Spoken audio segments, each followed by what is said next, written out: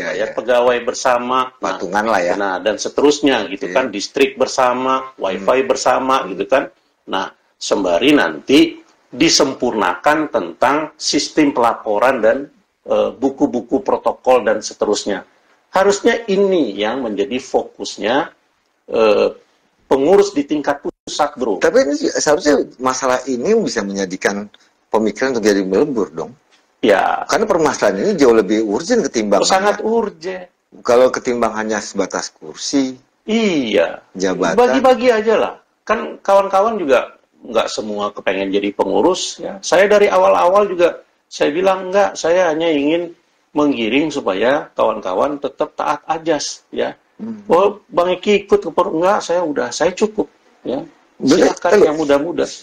Jadi amanah KLB belum dilaksanakan sama sekali. Kalau menurut saya, kalaupun sudah dilaksanakan baru tentang pelantikan, tetapi susunan pengurusnya udah salah-salah, ya kan? Oke. Terus untuk sampai ke sasaran, apakah sudah merealisasikan keputusan hasil komisi B, komisi A, komisi C? Kalau menurut saya belum gitu ya. Nah, terus apa upaya yang harus dilakukan pada saat konsolidasi? Harusnya mengikut sertakan para senior-senior. Oke. Nah, para tokoh-tokoh ya. Nah, karena permasalahan kita ini kan sangat kompleks. Kita ini harus bersatu padu gitu loh. Bicara bersatu padu.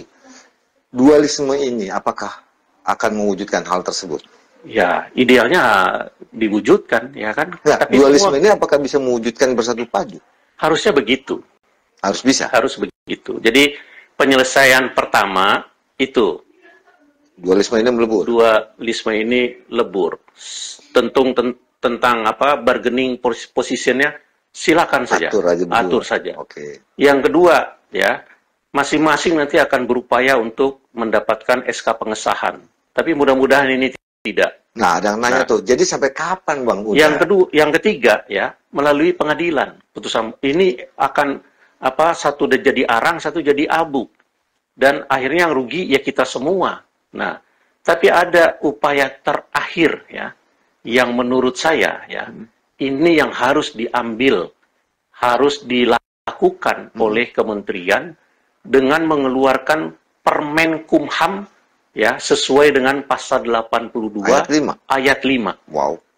Ya, kalau di pasal 67 ya. Nah, itu sudah ada Permen Kumhamnya. Notaris ya, jabatannya. Jadi jabatannya itu selaku pembina dan pengawas adalah menteri. Ya. Dan sudah dibentuklah Permen Kumhamnya. Permen Kumhamnya. Tapi kalau organisasi kan belum. Iya, tapi di undang-undangnya sudah ada di pasal 82 ayat 5 itu. Ya, ada. Kan tinggal itu direalisasikan. Pembinaan dan pengawasan organisasi dilakukan oleh kementerian melalui peraturan Menteri Hukum dan HAM RI. Nah, kalau Pak Yasona bilang, ini masih bandel-bandel, ya untuk pertama kali tunjuk. Ya, misalnya tunjuk, ya udah nih tunjuk aja Profesor Dr. Widi Handoko ya sebagai pelaksana ya untuk menyelenggarakan kongres gitu kan. Nah, bersama.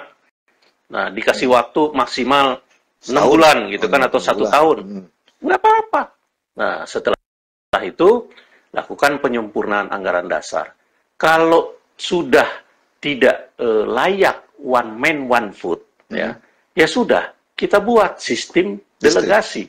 Distrik, bukan? Ya, tergantung nanti keputusan KLB ya, tentang penyempurnaan anggaran dasar. Kayak dulu gitu ya? Bisa berbeda. Kalau sekarang kan one man one vote, bisa jadi sistem perwakilan dulu kan. Nah, perwakilan, sistem delegasi ya kan. Bisa juga dengan sistem distrik.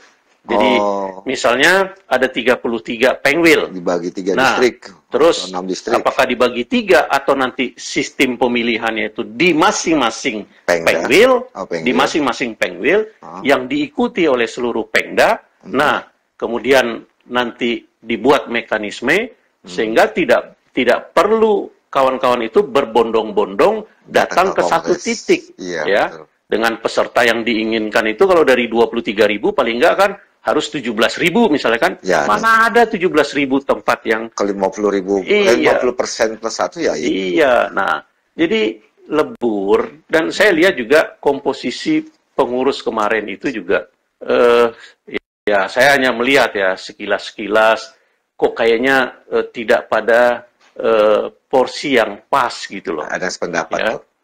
Ada sependapat. Jadi ya lebih baik sekarang sudahlah berangkulan kembali, Berarti harapan susun kembali. harapan gitu Bang kan. Eki sebagai anggota, karena ngelihat ini kan berdampak ke anggota dan bagaimana nasib dengan anggota nih ke depan. Tadi kan ada juga kan ya banyak nih, ada yang bilang saya mau jadi ALB, bingung mau daftar ke siapa. Ya. Saya mau ikut magang, ditarik sana, ditarik sini. Akhirnya terjadi dua, makanya kan saya bilang yang berdua cukup saya saja sama cinta saya gitu kan. INI jangan, karena kalau INI ini menjadi dua, wah pecah belah. PP-nya dua, Pengwilnya dua, Nah, Pengdanya baru mau nanya itu. Iya kan? Nah, Bang Bro, tahu. Ini di Januari mau habis. 29.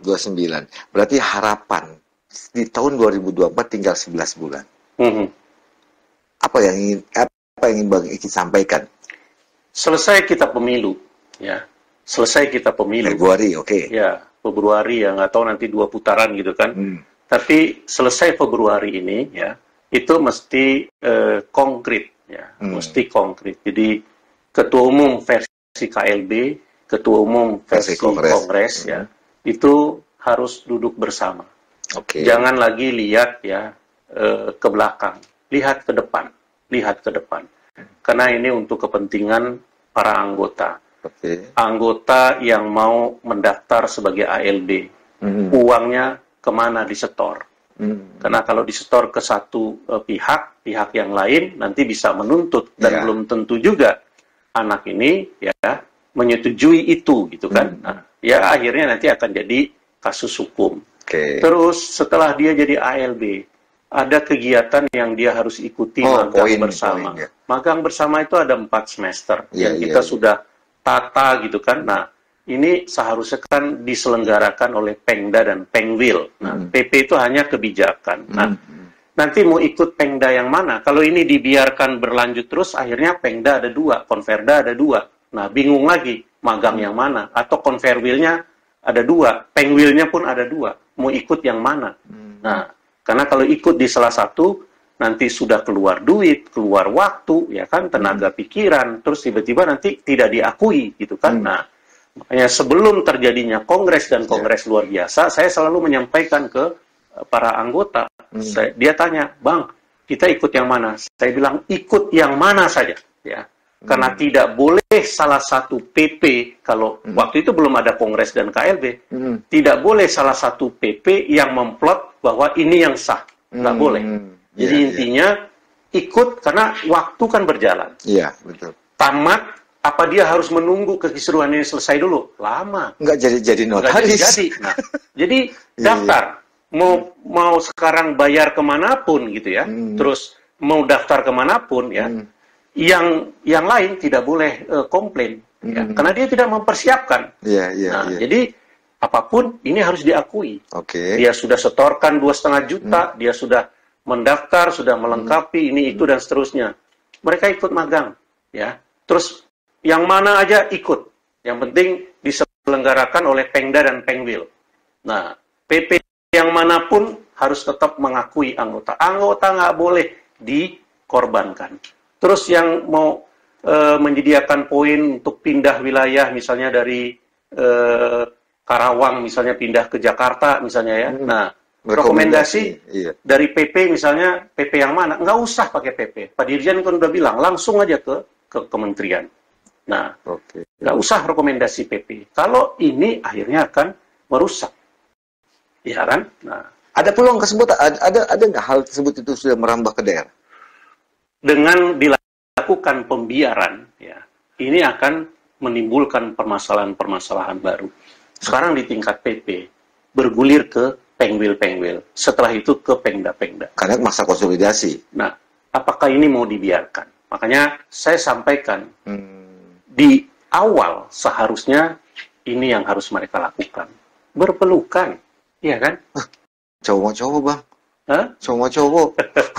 Nggak usah cowok-cowok. Karena kalau sekarang duluan untuk dapatkan SK, Pak Dirjen udah bilang dua-duanya saya nggak akui. Nah, terus apa jalan? Berarti kan lewat pengadilan. Apa itu yang diinginkan? Karena dulu ketua umum yang lama bilang kan, jangan sampai ketua umum yang terpilih adalah hasil keputusan pengadilan. Miris kan dengarnya. Sampai sekarang? Nah, ya kan? Ngarahnya ke sana. Iya, jadi janganlah tempuh itu. Jadi yang pertama, yang terbaik. Silakan ya berpikir untuk kepentingan ke depan, karena ini akan menjadi catatan ya sampai kapanpun. Nggak kepikiran. Apa sih yang menyebabkan kok mereka bertahan? Kalau dari segi kelembagaan nih, sorry ya. Yang pertama itu adalah uang pangkal. Oke. Ya, itu satu. Karena memberikan kewenangan yang terlalu lebih kepada PP. Penggunaan keuangan. Ya, pertama uang pangkal masuk ke rekening PP. Kemudian penerimaan ALB secara administratif ya, itu memang dulu ya, ya sama Peri Asman lah dulu kan, itu masuk ke database yang disiapkan oleh PP. Padahal itu targetnya hanya 6 bulan, 1 tahun paling.